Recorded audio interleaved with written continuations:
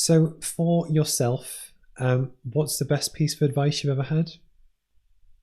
I'm not sure anyone specifically told me this. It, it probably goes back to my mum, to be honest. But I've always had the outlook that says, "Don't let anybody tell you you can't do it," and it doesn't matter what it is. Don't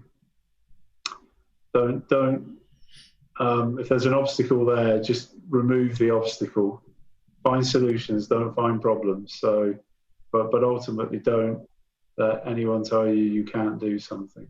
No, I think that's good, and it's true on so many levels. It's part of the reason why I used to think it was a working class thing and it was a chip on my shoulder, but maybe not. It was when you had teachers that tell you you're not good enough, and it's just like this fuel that burns you.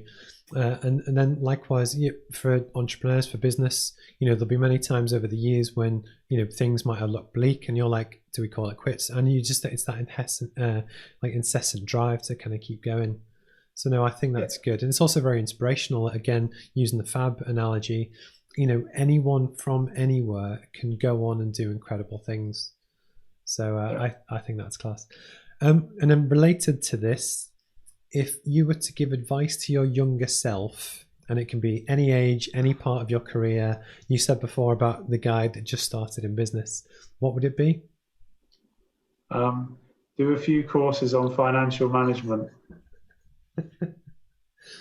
That's a very valid point, because again, I see people that they want to launch a startup or they want to do whatever, but they might not be as tight on costs as I think they should be.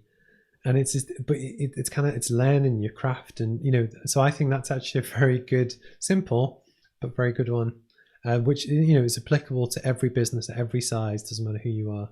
Yeah, I think I don't know what the latest stat is in terms of businesses that fell within the first couple of years. My view on that has always been, in the period from '99 to date, our business failed on 2 or 3 occasions, but I found a way to revive it. That makes sense. The first 2 years were really rocky. It would have been very easy just to call it a day and not find a way to get an overdraft, or not find a way to find a loan, or whatever it may be, just to keep the thing moving. So in me, it was the number one, the remove all the obstacles trait.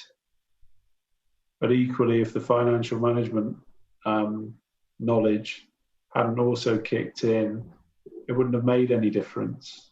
I can remove all the obstacles in the world, but if I can't get the finances under control, eventually it will still go wrong.